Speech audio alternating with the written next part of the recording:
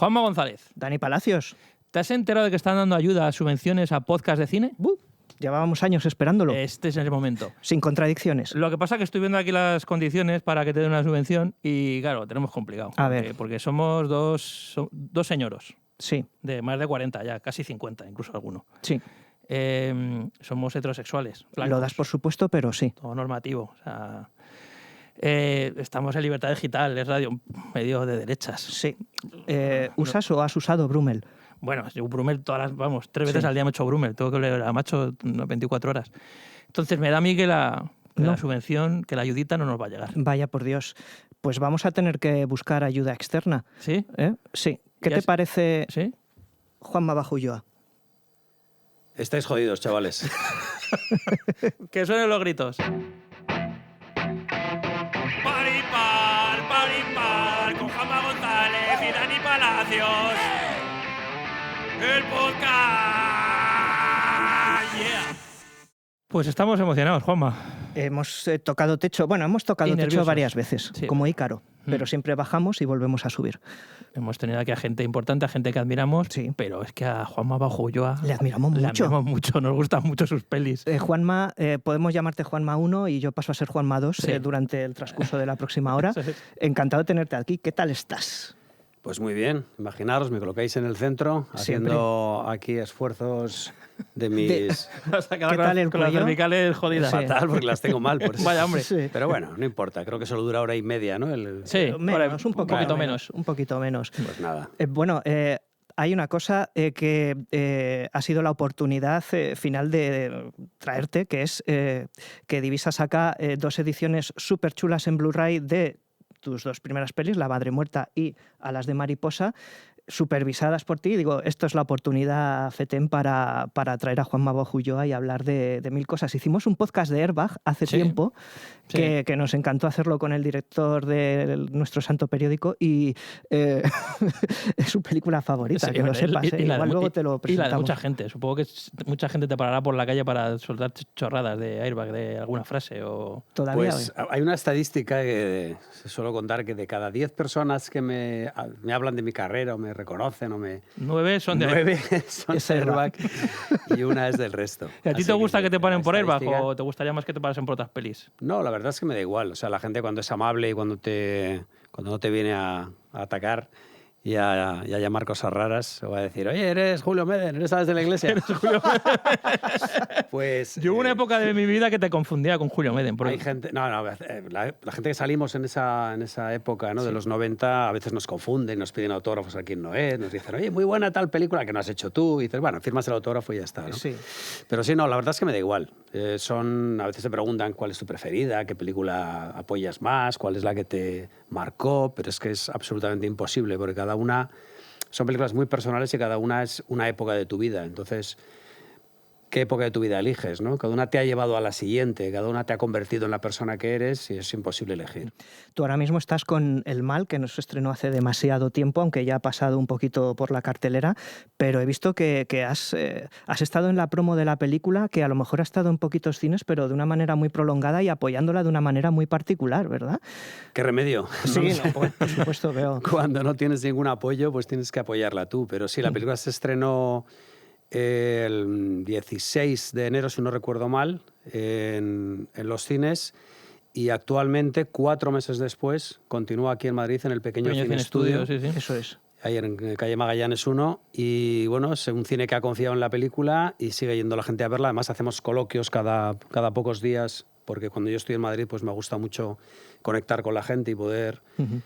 Porque es que además yo aprendo de las películas o entiendo mis películas cuando las confronto con el público. Muchas veces me preguntan por qué hiciste esto, cómo lo hiciste, o no hablo de lo técnico, ¿no? Hablo más de lo emocional y de las historias en sí, de la narración, y no tengo respuestas. No sé por qué lo hice, pero el público te lo dice, ¿no? Sí, el público con sus preguntas, los periodistas también, nos explicáis la película que hemos hecho. De hecho, El Mal es una peli sin manual de instrucciones. Quiero decir que no puedes interpretarla de varias maneras distintas o no interpretarla y simplemente verla como lo que es. O sea, hay como allá tú, ¿no? Yo creo que eso es la peli. Eso es muy interesante. Además, desde la primera proyección de la película en el Festival de Mar del Plata, en Argentina, ya nos dimos cuenta que incluso se podía hacer una estadística de que la mitad del público entiende algo que no podemos decir porque es un spoiler sobre uno de los personajes principales, y la otra mitad entiende otra cosa absolutamente opuesta, ¿no? Eso es muy interesante. Entonces, muchas veces en los coloquios, al empezar, digo, estadística, vamos a ver quién entendió blanco y quién entendió negro, y eso es muy curioso, ¿no? Yo creo que solo contar que cuando hay una creación tan personal, hay dos miradas. Una es la del creador, que es una mirada muy concreta, porque la elección de cómo coloco la cámara, de qué actores van a interpretarlo, de cómo es el vestuario, de cómo es el maquillaje, de qué decorados, de la música, que juega un papel fundamental en mis películas, es una mirada muy concreta y muy personal. Pero hasta que no se aplica la segunda mirada, que es la del espectador, no se crea la obra. Entonces, la obra está creada por esas dos miradas, ¿no? La del creador y su equipo, por supuesto, y la de cada uno de los espectadores. Y muchas veces me pasa que veo películas que no tienen más que una mirada, que es que no tienen interpretación. Es que las ves y todo el mundo entiende absolutamente lo mismo porque son, como dices tú, tienen un manual de instrucciones, ¿no? Y se repite la trama para que la entiendas muy bien por si estás viendo Facebook y tal. Pero en esta película y en otras que a mí, como digo, me han convertido también en la persona que soy, la interpretación es tuya. Y yo creo que eso es un valor que le das al público. De hecho, eso es lo que eso es lo que te hizo viral durante el mes de enero y febrero con las entrevistas que hiciste por El Mal, en donde dijiste que todas las películas, o la mayoría, pues tenían efectivamente una sola interpretación y que venía en un libro de estilo que el espectador no conocía, pero que se amoldaban a aquello que querían contar. En suma, que por la subvención venía el mensaje de la película, ¿no? Y que es muy difícil montar tinglados al margen de todo eso. Claro, se deben a un patrón. Se deben a un patrón, nunca mejor dicho, las dos acepciones de la palabra patrón. Patrón como algo cuadriculado y patrón como el que manda. El que manda. Sí. Así que ese patrón es el que se cumple y sí, lo que expliqué en diferentes entrevistas es que yo mismo como espectador había ido al cine tratando de encontrar una obra, vamos a decir, bueno, que me ayudara a entender el mundo, ¿no? Que para eso vas al cine, para eso lees libros, a veces para entretener, por supuesto, pero también para conocerte y para conocer el ser humano. Y es muy difícil encontrar esa película, ¿no? Porque ese patrón del que hablamos se repite. Son películas, yo ponía los dos ejemplos, ¿no? Por un lado, las películas familiares, superhéroes, películas familiares de corte, de comedia blanca, dibujos animados, que es bueno, pues lo que es la familia ahora, no la familia en libertad como lo era hace unos años. Y por otro lado, el cine ideológico, el cine de la subvención, es decir, el que sigue el patrón de la Agenda 2030 y que nos habla de los 4 bloques del llamado wokismo, ¿no? Pero al margen de eso prácticamente no hay cine, ¿no? Sí. Y lo que es peor, cuando el cine político y el cine familiar se juntan, que eso es peor todavía. Claro, eso me lo dijo un espectador, me dijo, ya, es que estás hablando de un cine familiar, pero es que ese cine familiar también es de la Agenda 2030. Le digo, efectivamente, ¿no? También tienes que cumplir en ese cine familiar con una serie de pautas. Porque no están contentos políticas. solo con ese otro cine, también tienen que invadir el otro. Sí. O sea, no les va a quedar... esta película la ve mucha más gente que la otra, que pasa como una exhalación por la cartelera, y tienen que invadir también ese otro área de cine comercial. Sí, es una agenda omnipotente y omnipresente, pero es que además, a raíz de estas declaraciones de las que habláis, bueno, me llegaron muchísimos correos, mucha gente que, bueno, pues que se vio reflejada y que me hablaba. No necesariamente cinéfilos, simplemente gente que había visto entrevistas y me decían, es que yo pertenezco al mundo de la literatura y pasa exactamente lo mismo. Sí, joder, ya me ves, escribían fíjate. pintores, me decían, es que en la pintura pasa exactamente lo mismo. Ayer me escribió un chico que se dedica al cómic y me dijo, vengo del cómic de Barcelona, todas las ganadoras son mujeres. Sí. La gran jugarreta es lo de Carmen Mola. Que fueron 4 que se juntaron para trolear a un premio importante, pero un poco para sacar las preguntas de lo que es la industria, sea cual sea ahora mismo. Sí, en el momento que tú estás pagando a ese creador te debe algo. Entonces ese creador se supedita al mensaje, ¿no? Y además yo siempre hablo de independencia creativa y me dicen, ¿pero qué es independencia creativa? ¿No tener ideología? Digo, no, cuidado. La independencia creativa no es no tener ideología, es que tú puedes tener ideología, pero es que tu ideología no esté al servicio de determinado causa, ¿no? Sí, y precisamente ese problema no lo tienen ni La madre muerta ni Alex de Mariposa, iba a decir, porque son dos pelis que se sitúan, corrígeme si me equivoco, como muy a caballo entre un mundo personal, que es el tuyo, y el cine de género. que podríamos denominarlo un poco más de todos, ¿no? Y yo creo que eso las hace eternas, mágicas, aparte de que están muy bien rodadas, que era un poco lo que te decíamos antes, que te íbamos a pues lamer el pelo casi, ¿sabes? Te íbamos a dar un beso con pelo. Un beso con pelo, exactamente. Elegid bien lo que vais a lamer, chavales. Bueno, son películas que yo creo que tienen unas características que les pueden conectar entre ellas. Como tú dices, son películas muy personales, son muy intimistas en tanto en cuanto hablo de mi experiencia personal, emocional. Nada de lo que ocurre en las películas me ha ocurrido a mí, pero todo lo que les ocurre a los personajes, lo que sienten, lo conozco. Entonces yo he proyectado ahí algo muy visceral y muy emocional, yo creo que casi terapéutico, y que he exteriorizado en forma de narración cinematográfica para sentirme mejor y para conectar con mis semejantes que les ha ocurrido y que han tenido el mismo daño, ¿no? El mismo dolor. Por eso encuentro y busco también a mis semejantes a través de mi cine. Y luego hay algo que tiene que ver con el uso de los elementos del cine, pero con ningún localismo. Es decir, intento hacer un cine sin patria, un cine que es el lenguaje internacional, como es el lenguaje de la música.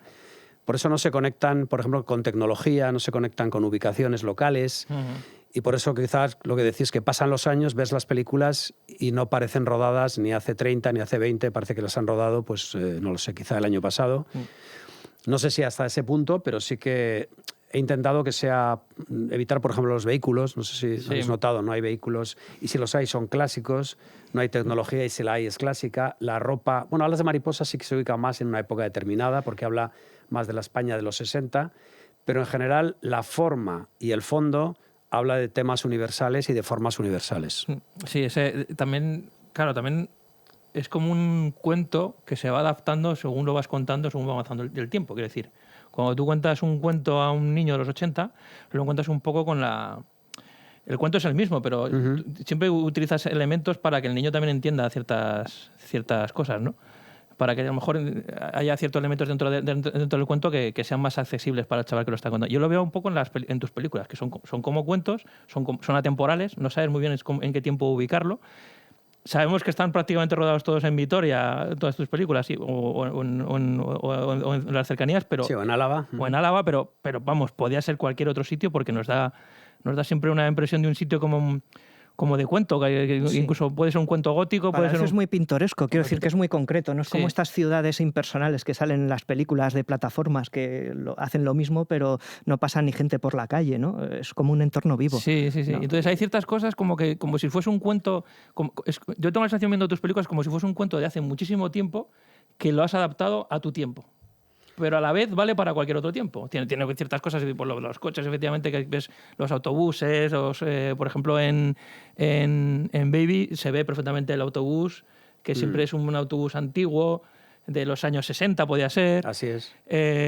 Los coches que aparecen, por ejemplo, es verdad, o los entornos que aparecen en La Madre Muerta, podría ser cualquier época. Cualquier época, incluso en El Mal, ¿no? Los vehículos que aparecen son vehículos clásicos. El que lleva Thomas es un vehículo británico descapotable de cualquier... ¿Sabes? Que ha pasado ese filtro del tiempo. Sí. Pero a la vez luego tiene otras cosas, simplemente por el aspecto visual de la película, que son películas siempre muy bonitas y parece que están rodadas, ya te digo, antes de ayer. O sea, esta película La Madre Muerta tiene 33 años y luce mejor que cualquier película que veas ahora. Entonces hace que sea un cuento actual. Tengo la sensación de que es un cuento que se ha ido contando durante muchísimo tiempo y que hemos visto una versión readaptada por ti, aunque sea un cuento original tuyo.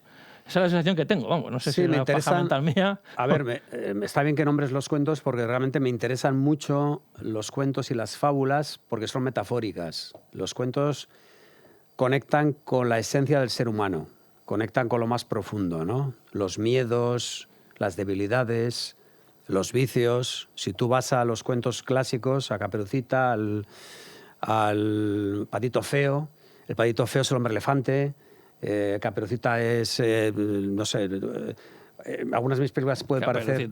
Caperucita es la madre muerta, el lobo feroz... Cara Alejalde rondando en la residencia es el lobo claro.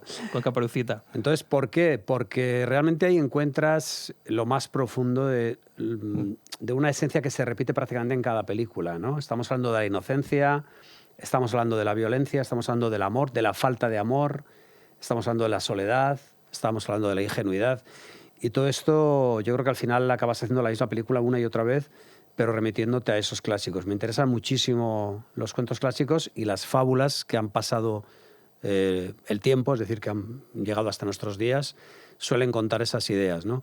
De hecho, el terror se sustenta en los grandes miedos del ser humano, ¿no? Y en los grandes perfiles.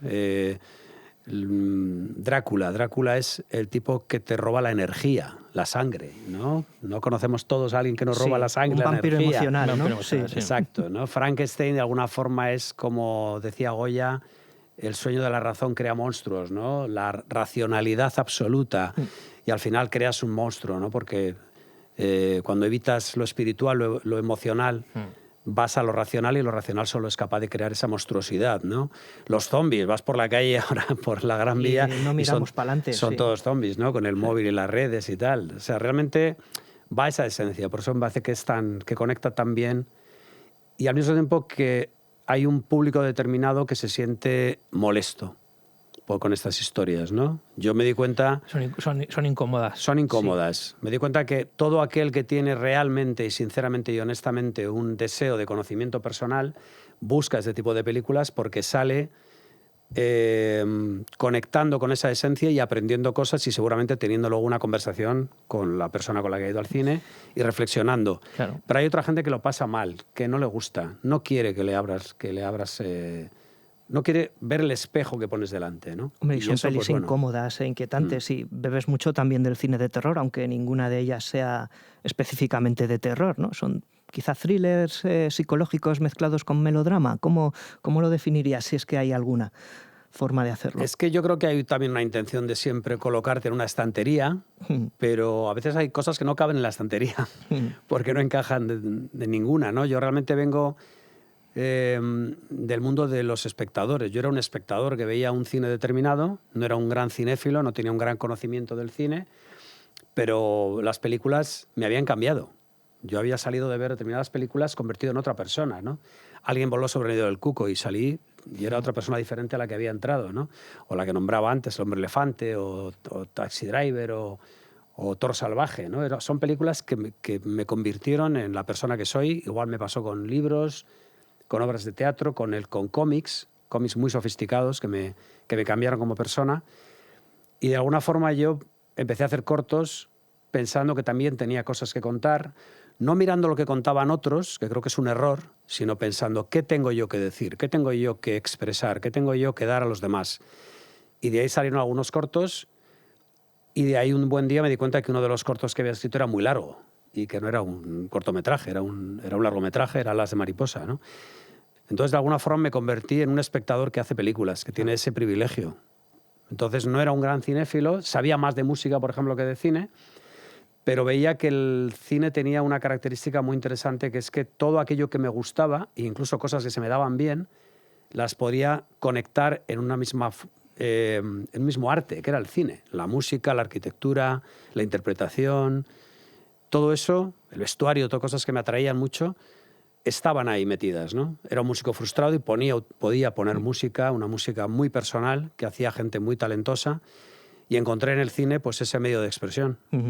Y con esa fotografía tan oscura que tienen las dos películas, La madre muerta, ¿a ti no te han ofrecido luego en algún momento hacer de una peli de Batman, por ejemplo? Porque hay estampas en la peli, las más góticas de ellas en la iglesia, que son para enmarcar. Hay algunos planos que tuve que parar ayer el Blu-ray para decir, hostias, esto no lo veo tan fácilmente ahora en el cine, que me parece que está habitualmente peor compuesto en lo visual que antes.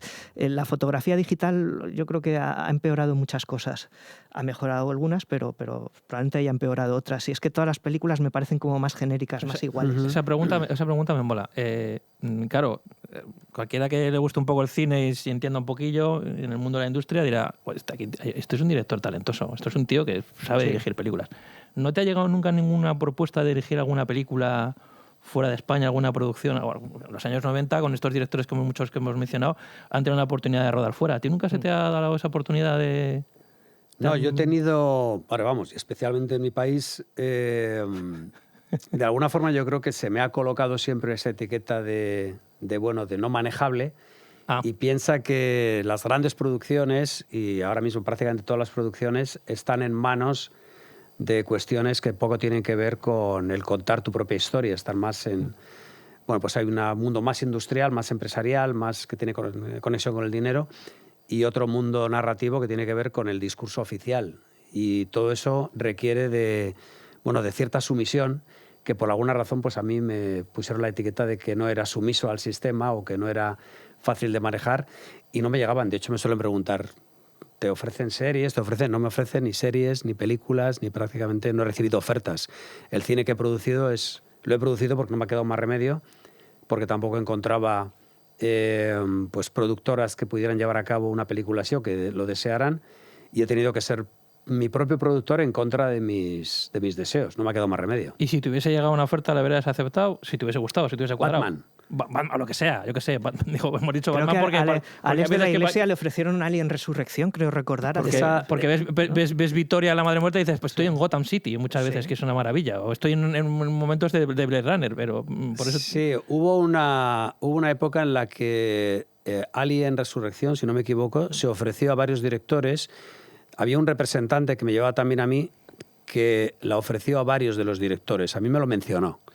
Y yo le dije que es que Alien era una de mis películas de cabecera y una de las películas que me ha enseñado a hacer cine, pero que hacer como la tercera, la cuarta parte me parecía que no era Primero, no iba a ser una expresión de mi propia cinematografía, iba a ser la de otro y la de un estudio.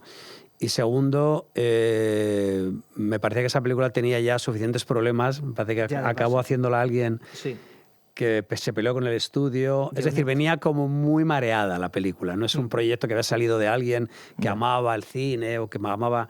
Entonces me parecía un poco una trampa, ¿no? No creo que era un buen lugar para meterse. Sí, que se repitiera el caso de Fincher con la anterior película, ¿no? Por ejemplo, algo parecido a eso. Pero sí, Batman, me hace gracia que me propongas o que me sugieras la idea de Batman, porque hubiera sido la película que hubiera deseado hacer, por supuesto.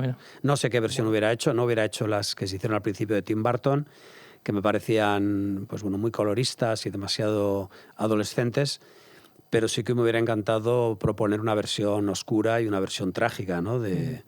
Con ciertas dosis de humor negro, que creo que le pegan mucho, pero sí hubiera hecho una versión especialmente oscura. Bueno, es que tus dos pelis destacan por el humor negro en las situaciones más trágicas, ¿verdad?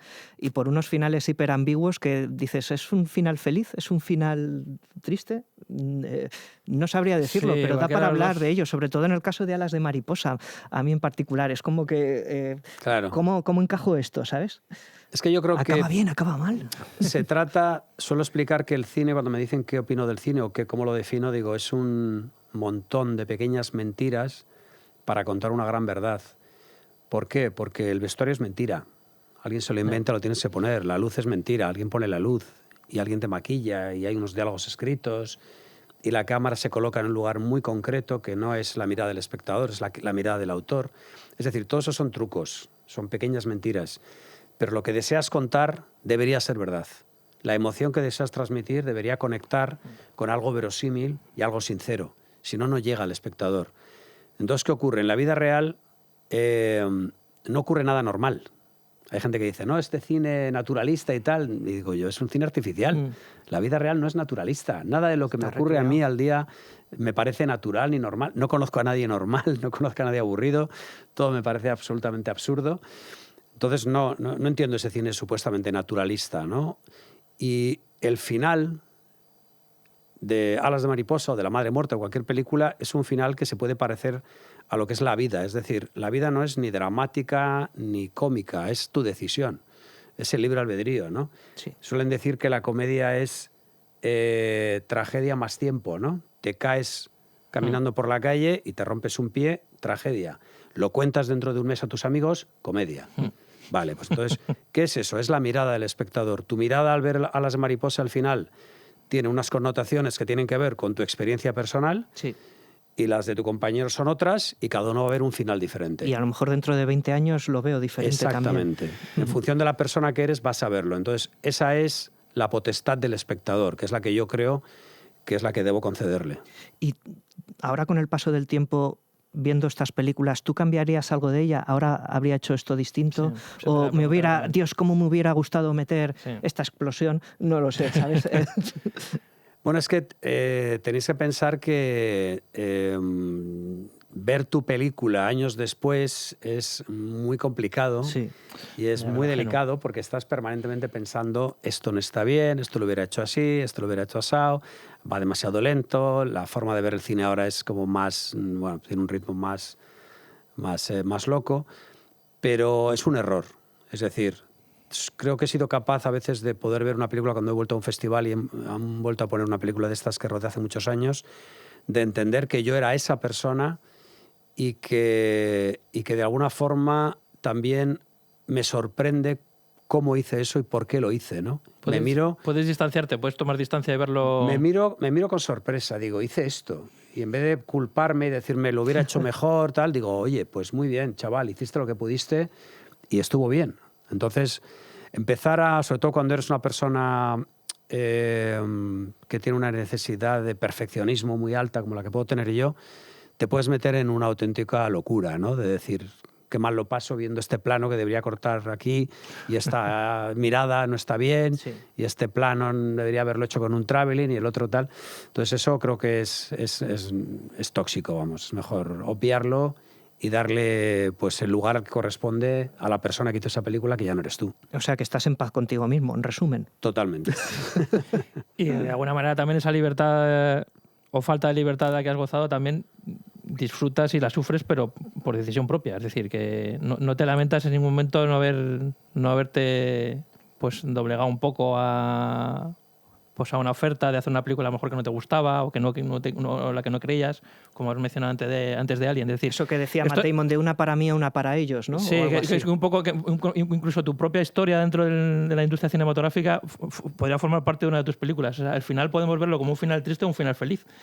Sí, nunca. Es decir, pasas un peaje o la libertad creativa o la expresión de libertad siempre pasa por un alto peaje, pero no solamente el que hace cine. Sí. Cualquier persona en la vida diaria, el que decide ser libre, tener su propio criterio, cultivar su propio criterio, eso es doloroso, eso cuesta y creo que es el peaje más alto que se paga es por la libertad. Hay gente que muere por la libertad, ¿no? Por su propia libertad. Y la libertad además es de puertas adentro, nunca es de cara a la galería, eres tú, ¿no? Tomar responsabilidades es también un ejercicio de tu propia libertad. Pero si hubiera hecho algún encargo, pues yo creo que no ha habido ningún problema en hacer encargos. De hecho, he hecho encargos en forma de documentales, spots publicitarios, videoclips. Hemos estado viendo videoclips tuyos antes de que llegaras de Barricada, ¿no? Y bueno, pues los hice muy a gusto. Algunos de ellos pues eran simplemente trabajos publicitarios, te pagaban un dinero, los hacías y ya está. Y otros había más libertad creativa, pero fueron extraordinarios. Lo que ocurre, quizá una película que te lleva, pues no lo sé, 2 años de tu vida o más, hacerla solamente de encargo y estar, no lo sé, con la posibilidad de estar enfrentado con un resultado, con alguien que no entiende tu criterio, pues hubiera sido doloroso. Pero a mí no me hubiera importado en absoluto hacer ese trabajo de encargo y también ver qué ocurría, ¿no? Lo que es evidente es que hubo una época, un momento dado, donde tú eras un director muy importante, una película dirigida por ti era la película más taquillada del momento, que fue Airbag, y en ese momento no se sabe muy bien por qué. Seguramente también hubo entre medias el proyecto de Capitán Trueno, pero incluso después del proyecto fallido de Capitán Trueno, siempre había un lapso muy largo de tiempo y la gente no lo entendía, y es seguramente por todo esto. Pero claro, ahora la gente, has estado en boca de todos, hubiera estado bien que hubiese sido gracias a tu película, pero ha sido por los comentarios que hiciste en el programa de Iker Jiménez en Horizonte. Pero tú esto lo llevas diciendo desde hace muchísimo tiempo. Yo recuerdo ir a una rueda de prensa tuya de Frágil, que estuve allí cuando se estrenó la peli, y esto ya lo comentabas. Esto ya lo comentabas en el año 2005. Ya en 2005, o incluso seguramente en 1900... Bueno, eso lo tienes que ver... todos los vídeos que hay del making of en el DVD, en el Blu-ray de Airbag, que ya cuentas también los problemas que tuvisteis con Airbag. Y todos estos problemas siempre vienen por lo mismo, ¿no?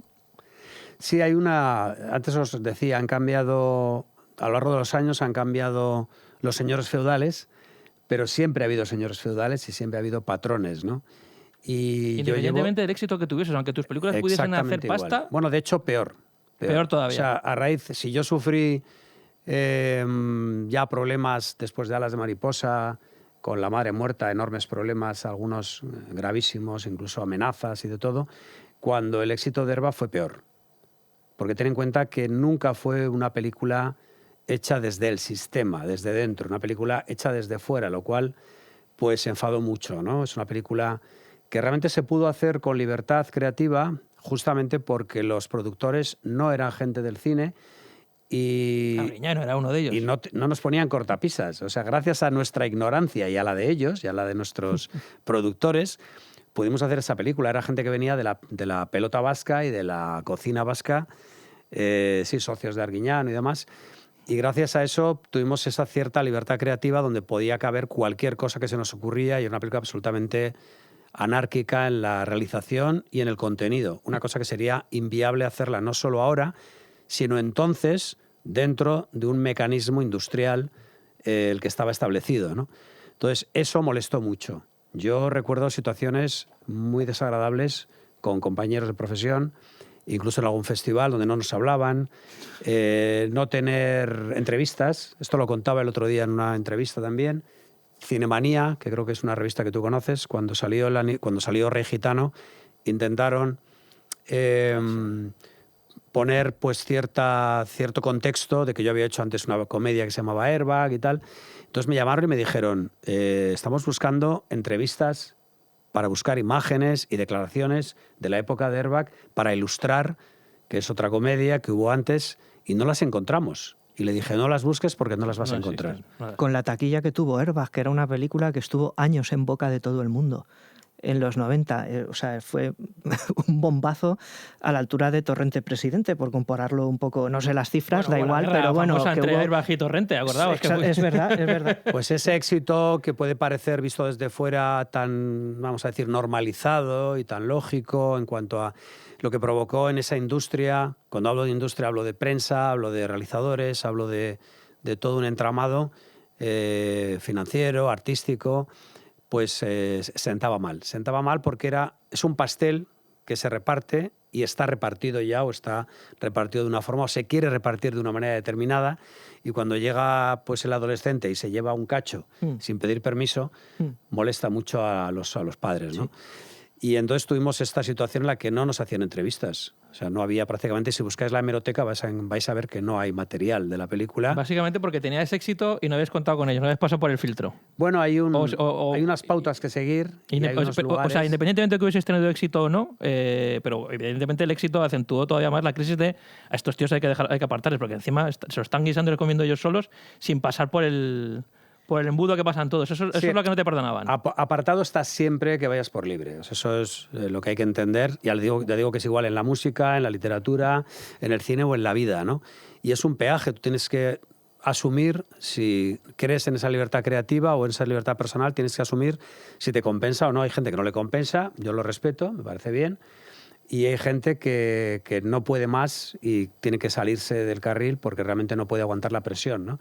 Pero yo recuerdo una noche en un festival en Polonia donde una persona, un crítico de un determinado medio de comunicación que ya se había tomado 3 gin tonics, que hasta entonces me miraba con cierto recelo. Los borrachos y los niños siempre dicen la verdad. Exacto. Pues a las 3 de la mañana me dijo una frase que no olvidaré, que es: Juanma, ¿cómo has aguantado lo que te hemos hecho? Y estaba con mi representante delante y me dijo, ahora lo entiendes, lo que yo oigo a mis espaldas cuando digo, ya. Entonces, quiero decir, hay ese camino. Entonces, yo asumí la situación. Desde el principio me he considerado un privilegiado porque yo nunca soñé con hacer cine. Yo me encontré que podía hacerlo porque me reconocieron. Gente, además, que también está en la industria y que me ha apreciado y que yo aprecio, por tanto.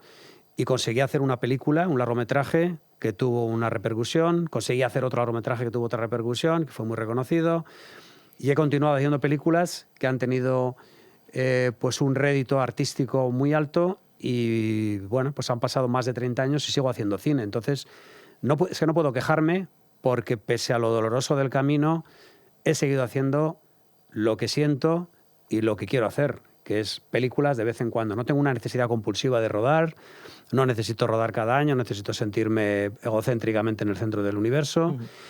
y las hago cuando tengo algo que suelo decir que es terapéutico que contar, ¿no? Como pasó con El Mal, algo que yo siento, que he acariciado durante muchos años, una película escrita en 2006, y cuando he podido hacerla y he podido financiarla, pues la he puesto para que el público pues tome la decisión de si le interesa o no.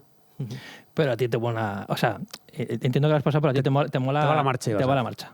Te va la marcha porque yo, por ejemplo, viendo La Madre Muerta, el momento en el que no lo recordaba, claro, tú venías de ganar la Concha de Plata por Alas de Mariposa. Concha de Oro. La Concha de Oro, perdona, la Concha de Oro, claro. No, digo la Concha de Plata porque el chiste está en el nombre del puticlub que la has llamado la Concha de Plata. Exacto. ¿Ahí ya te estás ciscando un poquito lo que estabas pasando o simplemente era provocar por provocar? Bueno, estoy de alguna forma quitándole importancia a lo que te va pasando en la vida, ¿no? Hay gente que se toma demasiado en serio a sí misma y lo que le va ocurriendo, ¿no? Y a mí me suele pasar a veces, entonces doy marcha atrás y digo, un momento, a ver, que lo que te está pasando, que la gente te pregunte, que hagas una película, tiene el valor que tú le quieras dar, realmente a nadie le importa un pepino, ¿no? Ni quién eres, ni lo que haces. Y entonces sí que en eso soy bastante sarcástico, ¿no? Con mi carrera y con la de los demás, pero a veces dicen, no, es que tienes un humor negro, digo, no, y conmigo mismo también lo tengo, ¿no? Ahí tienes la prueba. Como aquello que pasó con lo del Goya y las nueces y todo eso, ¿no? Entonces yo creo que es quitarle hierro a la vida y quitarle hierro al drama y darle ese punto de comedia que hablábamos antes de cuando pasa un poco de tiempo, pues aquello que era terrible se convierte en cómico, ¿no? Bueno, es que tanto en La Madre Muerta como en Alas de Mariposa, los momentos más susceptibles de resultar terroríficos es donde más humor metes. Me acuerdo de la muerte de la señora mayor, por ejemplo. Es un momento de suspense jugando con la comedia. Es todo lo brutal. Relacionado con la orina en la escena posterior, ¿verdad? Es como sí, hay una especie de sarcasmo también con el cine que nos han vendido durante muchos años, que es que había un héroe o una heroína que era buena, le sale todo bien y tal. Y yo dije, no, señores, en la vida real la gente... como que el bien y el mal están perfectamente separados y exacto. Y aquí, claro, aquí lo que llama la atención de tus películas, que a mí es lo que más me gusta y es lo que me incomoda, pero que es lo que más me sienta... Fíjate, incomoda, pero a la vez me siento reconfortado en ello porque, como tú dices, representa muy bien la realidad, es que un ser que sea totalmente despiadado y un bestia puede ser un personaje muy tierno también. Muy tierno y puede triunfar. Y eso me flipa en tus películas. Me encanta. Claro, es que hay esto que nos han enseñado desde Hollywood y que se repite ahora en España, por ejemplo, de forma ideológica, es hay buenos y hay malos. El otro día lo oía en una persona muy reconocida que decía, hay mala gente y hay buena gente. Y yo justamente acabo de decir lo contrario. Es decir, lo siento, pero no es así. No hay un lado oscuro que tenemos todas las personas y hay un lado luminoso que tenemos todas las personas. ¿Y quién gana? Como dice el dicho oriental, pues el lobo que tú alimentes. El lobo blanco o el lobo negro. Ese es el que gana, ¿no? Y en mis películas y en mis personajes intento contar tal como veo a la propia vida y al propio ser humano. Yo no veo a buenos y malos, yo veo a gente que puntualmente se equivoca, que alimenta esa equivocación, que alimenta esa debilidad, que alimenta ese error por ego, por resentimiento, por ambición desmedida, por lo que sea. Pero no los juzgo, los coloco ahí para que sea el público el que toma la decisión, ¿no? Entonces, pues sí, hago un poco de comedia. La Madre Muerta, este personaje de Blanca que hace Silvia Marsó, que en una película americana sería la heroína que salva a la niña, tal, pues digo, lo siento, señores, en la vida real, la gente que se mete donde no le llaman acaba mal. Acaba empaquetada. Te marcas un psicosis ahí también. Entonces, sí, de alguna forma es como veo la propia vida, ¿no? Antes hablabais de Alas de Mariposa del final. Sí, la propia vida es así, no acaba bien ni mal. No acaba bien ni mal, las cosas no acaban bien ni mal. No. Acaban bien para ti, para tu enemigo han acabado mal. Si te dan un premio es bien para ti, pero para tu enemigo es mal. Si se lo dan a él... En fin, entonces, por eso intento no hacer juicios de valor, ¿no? Que es lo que se está permanentemente desde el poder y desde los medios provocando en el ciudadano, ¿no? Que haga juicios de valor, que no vea adversarios sino enemigos, que se polarice, que odie a su cuñado por lo que piensa, por lo que dice, por cómo se viste. Creo que es muy nocivo. Y yo creo que precisamente el mensaje del mal es justamente ese, de la película es justamente ese. Es en la medida en la que no seamos conscientes de que tenemos una parte oscura y que puede ser fácilmente alimentada, la sociedad no se va a sanar, ¿no? Y el ser humano no se va a sanar.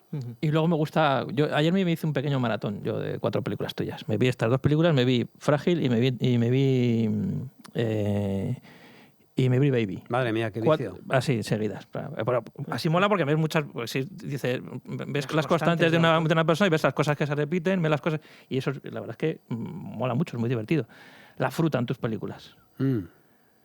Simbólica. Simbólica, más no poder. Simbólica. Siempre están comiendo manzanas. ¿Qué se comía Eva? Claro, la manzana es evidente, además las manzanas casi siempre las comen las mujeres. En Alas de Mariposa, Silvia Moon está comiendo constantemente el sentimiento manzana, de culpa. El sentimiento de culpa.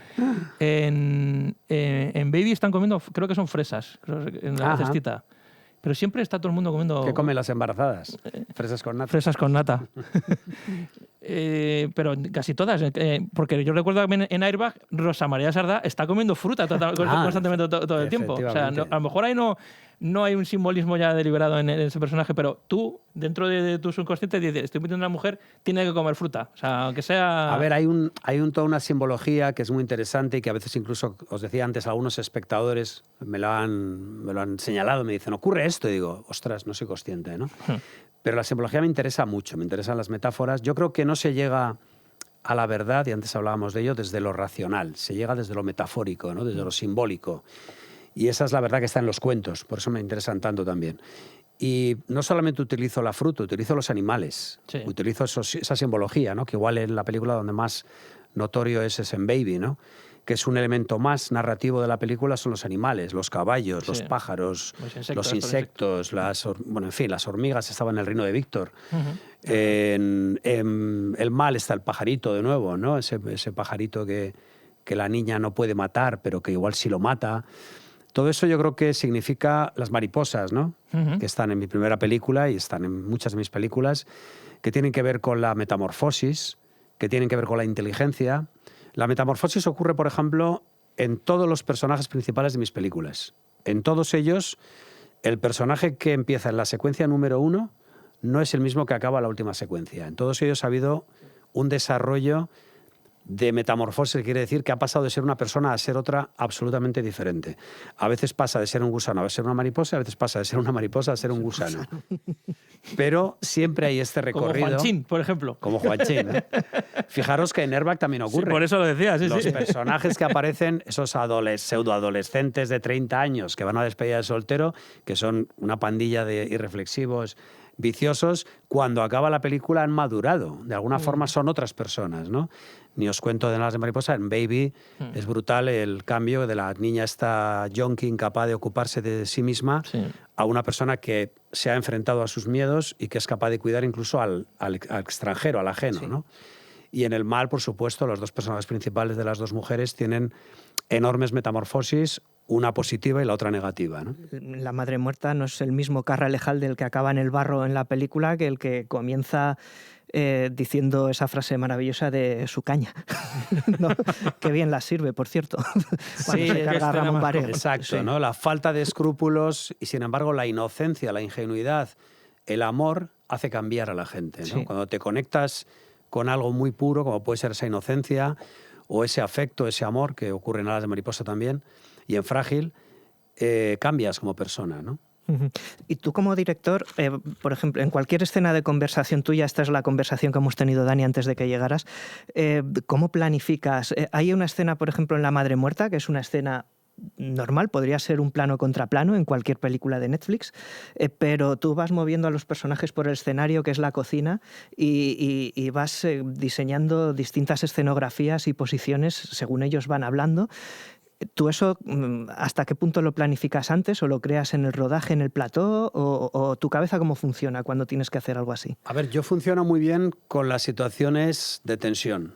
Es decir, cuando estoy escribiendo estoy pensando, o en mi cabeza casi inconscientemente estoy pensando cómo voy a rodar una escena, cómo es el encuadre. A veces lo puedo soñar o me puede venir a la cabeza escuchando música, que es algo que me ocurre a menudo, ¿no? Cuando Bingen Mendizábal me mostraba esas maquetas de las músicas que las teníamos antes de rodar, yo escuchando esas maquetas imaginaba cómo iban a ser los planos. La música, por cierto, de La Madre Muerta.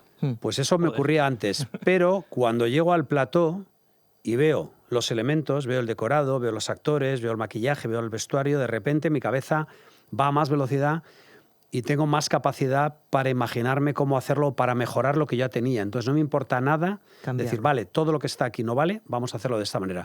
Lo que no hago nunca es parar el proceso, es decir, ahora me voy a parar a pensar. No, eso no ocurre nunca, pero de forma casi espontánea puedo imaginarme cómo mover la cámara, cómo colocar los actores. Esa secuencia que tú dices de La Madre Muerta, en concreto, creo que es una que está en la cocina. Sí. Vale, en realidad es una secuencia chiste, porque están apareciendo los elementos visuales de la conversación en imágenes de cosas que hay en el plano. Cuando hablan de que la tiró al tren, no sé si lo sabes, hay un cuadro de una máquina del tren antigua a la izquierda. Cuando dice se rompió la cabeza, él aplasta las nueces. Sí. Ajá. Sí. Cuando dice que es inofensiva tal, detrás está una marca de detergente para ropa con un corderito. Sí, Nori. Se ve el corderito, se ve Nori. Con un corderito. Entonces, todo lo que van diciendo, un momento antes de que lo digan, o un momento después, la imagen te lo va mostrando y te lo va diciendo y te va advirtiendo de lo que están diciendo. Y además sin corte, simplemente lo vas deslizando ahí. Se va deslizando, va ocurriendo de forma y al final acaban enfrentados los dos personajes. Entonces, todo acaba siendo muy simbólico y creo que muy inconsciente también, o muy subconsciente, ¿no? Por eso muchas veces recuerdo una espectadora de Baby que me dijo: he visto esta película y he tenido la sensación de estar viendo un sueño en directo. Nunca había visto un sueño en directo, ¿no? Creo que tiene que ver mucho con el mensaje inconsciente que tú tienes. De hecho, hay planos que los he soñado y no sé de dónde han salido, ¿no? ¿Y cómo recuerdas los sueños, por cierto? A veces los recuerdo. Sí. O sea, sueño muy a menudo y se me olvida el 90%, pero a veces sueño. Por ejemplo, no sé por qué, me preguntan, ¿por qué Baby empieza con una chica pariendo en una mesa? Y digo, no tengo ni idea. No sé por qué. Pero así empieza, ¿no? Te puedo ahora explicar narrativamente por qué acabó encima de la mesa la chica yonki borracha y que le dio el apretón y tuvo que parir. Te lo explico. Te doy una explicación racional. Pero la razón original la desconozco. Es esa. Llegaste a la otra conclusión una vez que tenías ese... Cuando me lo preguntan en un coloquio digo que ya lo sabía y que hay una razón buenísima para que esté ahí, pero no es cierto. Está ahí porque... A propósito de eso, hay una película que toda la primera mitad de Alas de Mariposa siempre me recuerda a ella, que es una peli que dirigió Bernard Rose, el de Candyman, en el 87 o así, que se llama La Casa de Papel, que es de una niña que hace dibujos y los dibujos de alguna manera acaban siendo realidad. Ella dibuja a un amigo y el niño se hace realidad, ella dibuja al padre enfadado del niño y de alguna manera esa figura se erige como el malo de la película, y es como también una especie de thriller psicológico / terror, que no es terror en realidad, que tiene una de las primeras partituras de Hans Zimmer, además. Es una peli muy interesante y visualmente también me recuerda mucho a lo que... ¿Cómo es el título, perdón? La Casa de Papel, Paper House, y el director es Bernard Rose. ¿La Casa de Papel no es la serie esta...? No. Otra Casa de Papel. Otra Casa de Papel. Vale. Ostras, pues sí, intentaré verla. De hecho, creo que tengo la banda sonora por aquí mientras hablas, la busco. Suena bien. Y a mí, viendo tus películas ahora recientemente, tengo la sensación, esto lo hemos dicho más veces, pero lo hablamos con un personaje, un director que pasó por aquí, que es nuestro nexo de unión con Margot Robbie, que es José Luis Sucha.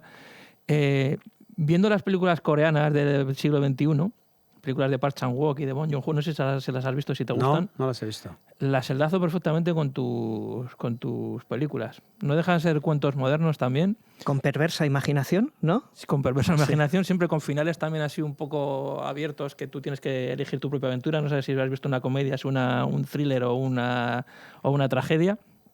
Y yo te preguntaba si las habías visto, si te gustaban, si te reconocías en esas películas. Además hablas del siglo XXI. Sí, por ejemplo, en Parásitos, por ejemplo, que es la más conocida. Claro, Parásitos la he visto, sí. Está pues muy bien. Yo en esas películas, cuando veo estas películas coreanas, Parásitos, Decision to Live, de hace recientemente, de Park Chan-wook, de hace 4 años, digo, estas películas las podía haber dejado Juanma abajo ya perfectamente, es el mismo patrón. Yo creo que está más loco que yo.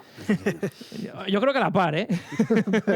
Pero no sé si te gustan esas películas, si te reconoces en ellas. Esta la he visto. Ya te digo que no he sido nunca un gran cinéfilo y muchas veces me hablan de autores muy reconocidos y pierdo el hilo porque no estoy tan puesto, ¿no? Pero sí, esta película la vi, además me pareció notable. Y además con una gran osadía, ¿no? Es decir, yo siempre voy a admirar a aquel creador que, aunque no acierte, intente ir por un camino no trillado y por un camino nuevo, por un camino original, o intente ser el mismo, ¿no? Entonces, por eso esta película me pareció que tenía ese camino. Sí. Y La madre muerta, de hecho, yo, si tuviera que hacer una lista de 10 psicothrillers de los 90 surgidos a raíz del Silencio de los corderos, esta peli inesperadamente al final también podría pasar ese filtro y caer en esa lista, sin tampoco pertenecer a una, ¿no? Pero, no sé, es algo que me gusta a mí como sujeto, como espectador hacer, porque el Carra Elejalde que vemos ahí, que además se maquilla de payaso, y la carátula esa es casi un anticipo del Joker antes del Joker de Joaquín Phoenix, de la primera peli, sobre todo. También es un agente de caos como brutal, ¿no? Es un tío totalmente anárquico que te preguntas de dónde viene o por qué es así, pero tampoco tienes las respuestas. Es ¿no? un personaje súper atractivo, porque es un tío que desde el primer momento, en la primera escena, vemos cómo mata a una mujer a sangre fría. Sí. Como se nos indica más o menos, se nos da a entender con un pequeño flash justo antes de que aparezcan los títulos de crédito que le ha pegado un tiro. Que ha disparado, que eso me encanta.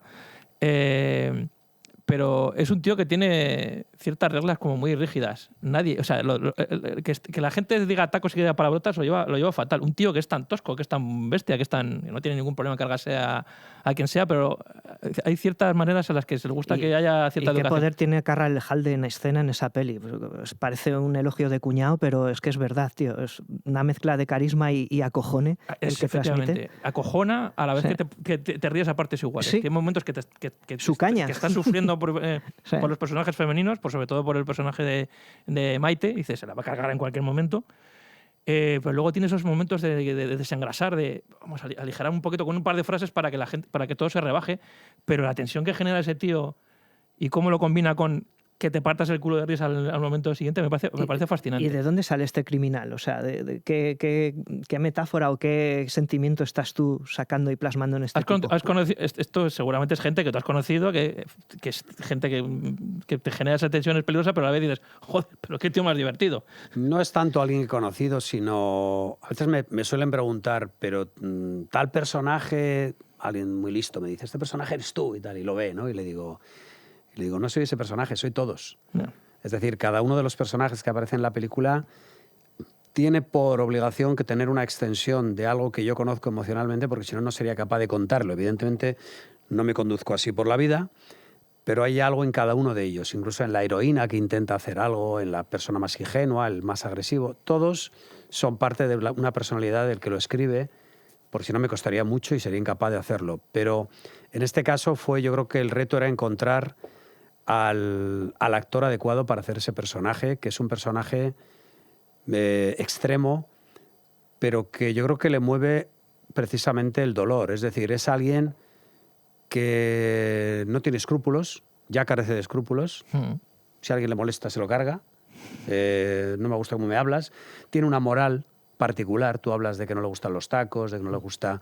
Sin embargo, se pone a ver los Picapiedras y se muere de risa. Y toma colacao con magdalenas y dices, pero si es como yo o como... Entonces, eso lo hace muy cercano. Claro, esos puntos tiernos de que le gusta tanto el chocolate. El chocolate es como un niño. Es como un niño. Es como un niño. Entonces, ¿qué ocurre? Fíjate qué le desmonta a este hombre, la inocencia. Sí.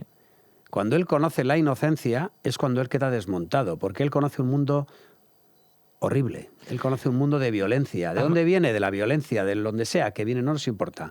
Pero el conocimiento de esta conexión con algo absolutamente ingenuo e inocente le desarma. Y la obsesión que tiene por hacerla reír. Claro, entonces dice, ¿y por qué no ríes? Esta persona o este ser es tan ingenuo, porque además hay un sentimiento de culpa. Sí, no claro. ríe por mi culpa, porque le disparé, Sí. que lo sabes al final. Spoiler.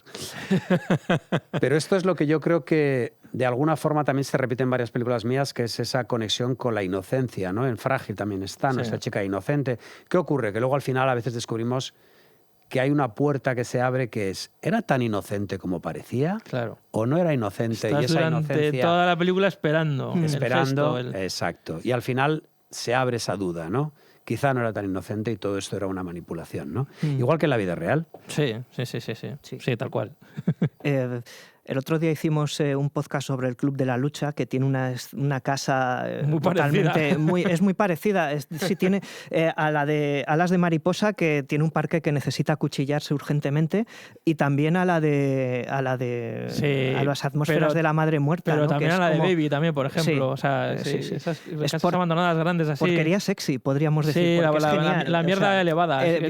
Nos encanta. A mí eso me encanta. La belleza de la decadencia. Exactamente. Nos flipa. Exacto. Exacto. Hay un motivo en La madre muerta, ya que hablabais de la fruta, que es la raja, ¿no? Que ocupa una pared, el espejo, el cuadro, sí. etcétera, la ruptura. etcétera. La ruptura. La ruptura. Tú piensas que esta película empieza con la ruptura más brutal que un ser humano puede tener, que es perder a su madre.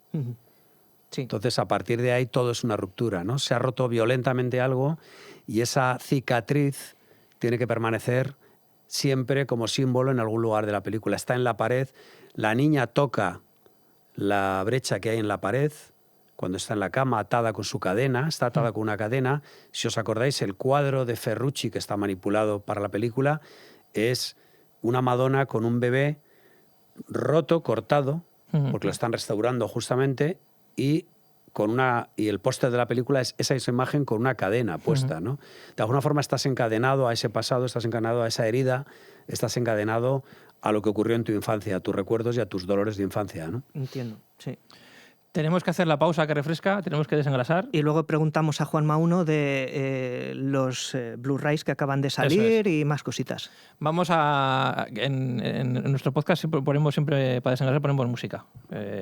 Ponemos una cancioncita relacionada con, o bien que aparezca en la película, o bien que tenga que ver con la carrera del invitado, o bien música que me gusta a mí. En este caso, se juntan las dos cosas, porque a mí Barricada me flipa. Me encantan.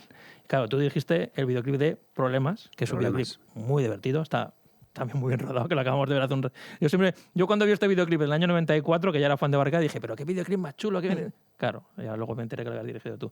Pues vamos a hacer la pausa con Problemas de Barricada y ahora volvemos. Pues nada, si habéis estado escuchando el podcast o nos habéis escuchado en la radio, habéis escuchado a Barricada, Problemas. Si nos estáis viendo en YouTube, no, porque no ponemos música por derechos. Así que, según lo veáis, pues disfrutaréis de la canción o no. Seguimos, continuamos. Estamos justo hablando, mientras sonaba la canción, estabas hablando de cómo estás harto de ver en Netflix, cómo ruedan las conversaciones. Como no hay planificación, multicámara, plano contra plano, si acaso. No hay puesta en escena, no se monta en cámara. Entonces, cuando vuelves a ver lo que en realidad siempre se ha hecho y que Juanma Bajullo hace especialmente bien, es que se ve hasta en el se me caen los pantalones otra vez. Hasta en el videoclip de Barricada, como empieza con la caja, barridos, como echa para atrás, vemos el micrófono, entra drogas, barrido la guitarra a la cara. Sí. O sea, hay una puesta en escena simplemente para un videoclip que ya ahí ves. Una idea por imágenes. plano, además. Una idea por plano. O sea, es como, o si es un plano secuencia, pues varias ideas, ¿no? Pero va buscando la cámara como varias. Antes hablabas de elementos simbólicos, ¿no? Pues podemos llamarlos así. Pero claro, ahora ves bustos parlantes todo el rato. En una película de 200 millones también. Sí. O sea, salgo de ver Mortal Kombat 2 el otro día y decimos, un compañero y yo, es que no mueve la cámara. No mueve la cámara en toda la película. Es claro.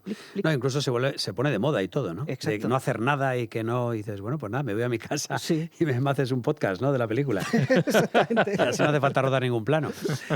Sí, bueno, y para mí es, como espectador, siempre vuelvo a mi origen de espectador. Yo no entiendo que una película sea igual que otra.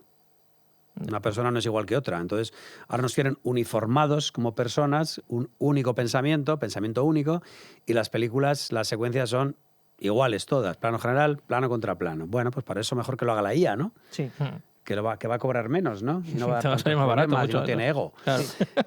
Pero entonces yo como espectador veo eso y me planteo que cada película que yo voy a hacer, cada historia que voy a contar es propia y única. No se parece a otra, es la mía, es la que yo voy a contar. Pero no solo eso, y tú lo apuntabas, cada secuencia es propia y única, no se parece a otra secuencia. Y voy más allá, cada plano es propio y único, no se debe parecer a otro. Es decir, yo aspiro a que cuando alguien va por la calle y pasa por un bar y están poniendo una película que he realizado yo, diga, mira, esa película es diferente a la otra. Es decir, que se parezca a ninguna. Evidentemente, esto es una pretensión imposible, pero intentar que tu película se parezca solo a tu película, creo que es algo que deberías hacer como creador. Entonces, lo que estoy contando, la idea que estoy desarrollando narrativamente, es una idea muy concreta, dos personas hablando de algo especial. Por lo tanto, eso tiene que tener un planteamiento especial también. Y tienes la obligación, de alguna forma, de proporcionar esa originalidad a esa secuencia. Hay un elemento que yo considero que es la sal del cine, que es el suspense. ¿El suspense qué es? Va a ocurrir algo, pero no sé qué es. Por lo tanto, no puedo dejar de mirar la pantalla. Y hay gente que dice, no, esto es Hitchcock, ¿no? Que va un tipo con un cuchillo y no se sabe si va a matar o se va a abrir la puerta y quién habrá detrás de la puerta y tal. Perfecto, pero el suspense puede estar en una comedia. ¿Qué chiste va a ocurrir ahora? ¿Se tropezará con el plátano o lo pisará o no lo pisará? Sí, la expectativa, ¿no? El caldo de la carne de la señora en la madre muerta. Exacto, ¿no? En una película de amor, no sé, el chico besará a la chica o no se atreverá y saldrá por patas. Eso se llama suspense. Entonces, yo aspiro a que cada secuencia tenga suspense y aspiro a que dentro de cada propio plano haya suspense. Es decir, yo como narrador tengo la obligación o me planteo o me implico en la obligación de que, aunque el espectador no esté interesado en lo que le estoy contando, no pueda dejar de mirar la pantalla. O no pueda dejar de prestar atención también a lo sonoro, ¿no? Esa es mi obligación como narrador. Porque si no, solamente buscaría a la gente a la que le interesa la narración que estoy haciendo. Pero es que tengo que intentar llegar más allá. Tengo que intentar captar a público que igual de entrada no estaba muy interesado en la historia, pero tal y como la estoy contando, se hace interesante. Sí. Además me gusta cómo juegas con los elementos, cómo no te guardas la información. Claro, que es una de las claves de suspense, que el espectador tenga la información. La bombilla en la madre muerta, que ves que, que está a punto de caer, se cae y nos están enseñando desde el principio. Está la bombilla rota ahí. Claro, no hay que hacer trampa. No hay que hacer trampa. La chica cuando llega Silvia Marceau y se mete dentro de la casa, ya dice, me estoy meando. Lo está diciendo desde el primer momento. Sí. O sea, cuando se empieza a hacer pis no es un truco que sale de la nada, se está contando. Sí. O sea, toda esa información es fundamental para luego para crear el suspense y combinarlo con la comedia, que a mí es lo que más me gusta, sinceramente. Cuando se combina comedia con suspense con comedia, y es una combinación perfecta. Esas hostias que mete Carra Elejalde, algunas se le escapó de verdad, ¿no? A mí eso me todas, ¿no? Eso donde porque son auténticas. Yo lo enlazaba mucho con que yo me gusta. Las pajas mentales que yo me hago, que mucha gente lo comenta, pero yo estoy convencido, me gustaría un día, no lo sé, a lo mejor llega aquí Park Chan-wook y lo sentamos aquí y lo hablamos con él. Pero yo me juego las pelotas a que Park Chan-wook se ha visto a la madre muerta. Es que hay cosas que digo... Pues cuidado que es un puto friki de Park Chan-wook también. Sí, también me gusta mucho, pero ahí, por ejemplo, cuando le agarra la corbata y le mete el cabezazo y le agarra la corbata, dije, esto es una cosa que lo he visto luego yo en más películas, digo, coño, algo parecido ha utilizado Park Chan-wook en Old Boy, creo que recordar. También Old Boy vale, pues es fantástica esa película. Pues en Old Boy yo veo muchas cosas. ¿De qué año es la película? Old Boy es de 2002. O sea que... Genial. Y luego con lo que nos decía José Sucha, que Corea y España parece que se hablan muchas veces, que las temáticas de las películas interesantes, parece que son muy parecidas, que tenemos una forma de ver la vida de una manera muy parecida, que yo jamás lo habría pensado que Corea y España estuviese, pero al parecer sí. Pues cuando ves estas películas, cuando ves Parásitos y dices, coño, aquí esto es muy berlanguiano también. Puede ser. Y cuando veo el absurdo, ¿no? Cuando veo Old Boy digo, ostras, esto podría ser una película de... Podría ser una película de Juan Bajo por la crudeza, por la ternura de los personajes, de cómo combina la comedia y el suspense. Y a lo mejor surge de la nada, pero yo no me extrañaría nada que estos directores hubiesen visto películas tuyas. Ahora está pensando Juan Bajo, yo ahí si me opero de los ojos y me voy a Corea del Sur a dirigir, ¿no? Pues estaría forrado allí, te lo digo yo. Encontraría problemas. Una gira por Soria y te forras, hijo de la gran puta. Habría que operarse otra cosa para triunfar ahora mismo en nuestro país. Ya, y no tienes disforia de género por lo que sea. Pues si hay que tenerla, se tiene. Pero por lo que vea, por lo que sea, no creo que tú no entrarías en esas. Tú vas a seguir siendo rebelde con causa. Bueno, es que al final, a ver, las etiquetas te las ponen, ¿no? Y hay gente que me decía, es que apareces como el fan terrible y todo eso. Digo, pero vamos a ver, es que es tan sencillo aparecer como rebelde en un país donde todo está tan absolutamente encorsetado y donde cada cosa es problemática, es que no hay que hacer nada, es que no he tenido que esforzarme. O sea, quiero decir, simplemente intentando hacer tu carrera y tu camino, ya tienes problemas, ¿no? Entonces no hay ni siquiera que buscárselos, por mucho que lo diga. No, es que a veces te va la marcha. Bueno, pues a veces quiero tocar las narices, ciertamente, sí, ¿no? Bueno, pero realmente no hay que hacer ningún esfuerzo. O sea, el mundo del rock, por ejemplo, me ha atraído mucho más por el nivel de libertad que a veces he visto en los creadores, ¿no? Que bueno, que sí que han hecho gansadas memorables, ¿no? Pero el mundo del cine y el mundo muchas veces de los festivales, cuando llevas los festivales, que he participado en festivales de cine, en festivales de porno, en festivales de cine, de música, pero me han divertido los que menos los de cine, porque eran los más encorsetados, donde la gente tenía más problemas para comportarse, donde se miraban más el qué dirán. Me ha dado siempre mucha pena todo esto, ¿no? Parece que el mundo del cine está pues absolutamente aterrorizado del qué dirán, ¿no? Está en manos de la aprobación externa, ¿no? Tienen más miedo a...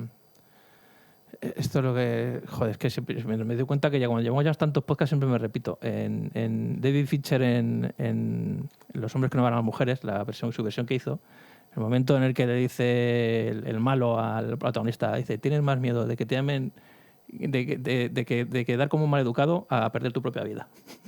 Cierto. Pues cierto. esto es un poco lo que nos pasa ahora. Stellan Skarsgård, ¿no? Sí, has contado esa. Gente que tiene pues más, es que estamos en esa, más temor al que dirán. Sí. Pues eso, David Fincher, que yo creo que tampoco es un tío que se case con nadie, yo creo que cuando vendió esa escena iba por ahí. Nos estamos metiendo en estas. Somos capaces de meternos en la boca del lobo simplemente por miedo a que nos llamen facha, racista, lo que tú quieras.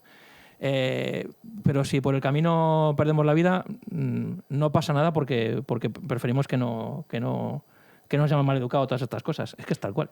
Sí, bueno, se ha creado de alguna forma un círculo vicioso, ¿no? Es decir, cuando abres la puerta a la corrección política institucionalizada, que es la que vivimos ahora, no tiene límite. Al final, ¿quién cierra esa puerta y además quién decide lo que es correcto y lo que no? Sí. Al final tenemos una sociedad absolutamente aborregada, adoctrinada y aterrorizada, ¿no? Hay por ahí un estudio de no sé qué universidad que incluso las universidades, que son los lugares más intolerantes que los que te puedes encontrar ahora mismo, Sí. lugares de debate y discusión, son ahora los más radicalizados e intolerantes que hay sobre la Tierra, ¿no? Pero hacían un estudio donde los universitarios, creo que llegaba al 80 o al 90% de ellos, asumían y reconocían que públicamente decían lo contrario a lo que pensaban. Alucinante. Hemos llegado a ese nivel, ¿no? Y tan jóvenes, quiero decir, que ni siquiera han Sabían... tenido que tener experiencia para ello. La gente no ha aprendido a pensar por sí misma, ha aprendido a saber exactamente lo que tiene que decir.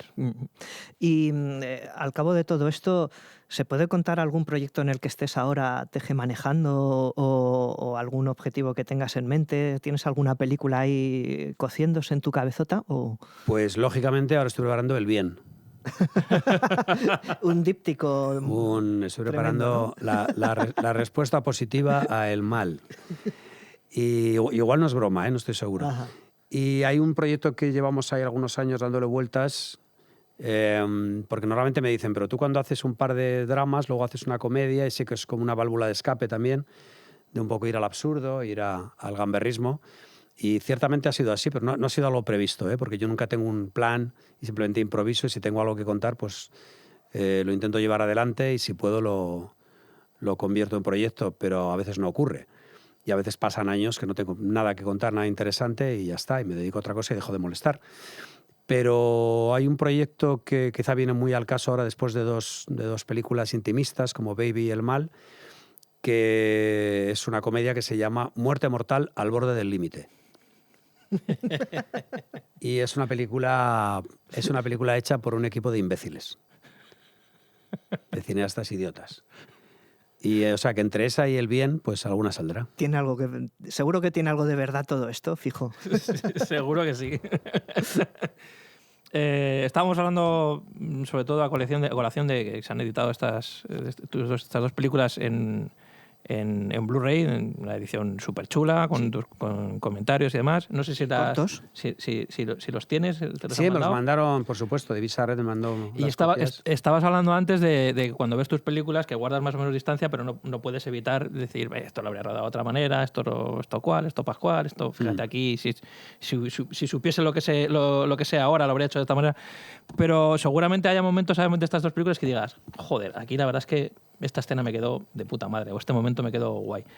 ¿Qué momentos son los que te sientes más orgullosos de Alas de Mariposa y de La Madre Muerta? ¿Algún par de escenas? O a lo mejor, bueno, no solo un par de escenas, sino lo que sea, que digas, ostras, aquí estuve francamente brillante.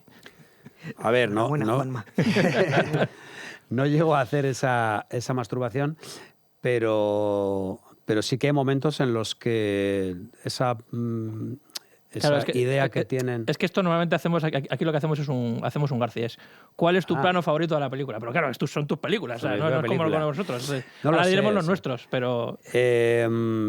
Hay secuencias. Yo estoy, de algún modo, siempre me interesa aquello que es no solamente narrativo en cuanto al fondo, sino a la forma, ¿no? Me interesa porque la forma no es algo superficial, la forma realmente nos cuenta el contenido, ¿no? Pero quizá en Alas de Mariposa, la secuencia en la que Amy, de niña, se despierta después de, ha tenido un trauma, se ha caído, se ha hecho una brecha, su madre no le ha hecho caso, la ha expulsado de la habitación, es un trauma infantil, ¿no? Creado de esa manera, camina por el pasillo y se mete al cuarto del bebé para observar cómo el bebé está en la cuna y para decirle al bebé que se vaya de allí, que le está molestando, y no hago spoiler. Esa secuencia, cómo la cámara avanza por el pasillo, cómo la niña se mete en la habitación, vemos el cojín, vemos la sombra de la mariposa, quizá esa es una secuencia, y toda la interacción con el bebé, que puede ser una de mis preferidas de Alas de Mariposa. Y en La Madre Muerta, pues quizás la secuencia final cuando Ismael lleva a la chica, a Ana Álvarez, atada con la cadena y se la lleva a las vías del tren, o quizás la muerte por resbalón de la señora que cuida a Ana Álvarez, esa secuencia peripatética, un tanto cómica, sí, trágico-cómica, también sería igual una de mis preferidas. Y además que en Venecia, cuando se pasó La Madre Muerta, que fue el estreno allí en el festival, veníamos absolutamente vírgenes, no sabíamos lo que habíamos hecho, estábamos sentados Carra, Ana y yo con el público, y en mitad de la película, en esta escena, el público empezó a aplaudir. Ya, normal. Y nos mirábamos diciendo, ¿qué está pasando? ¿Qué nos hemos perdido? Y tal. O sea, ya les divirtió. Sí.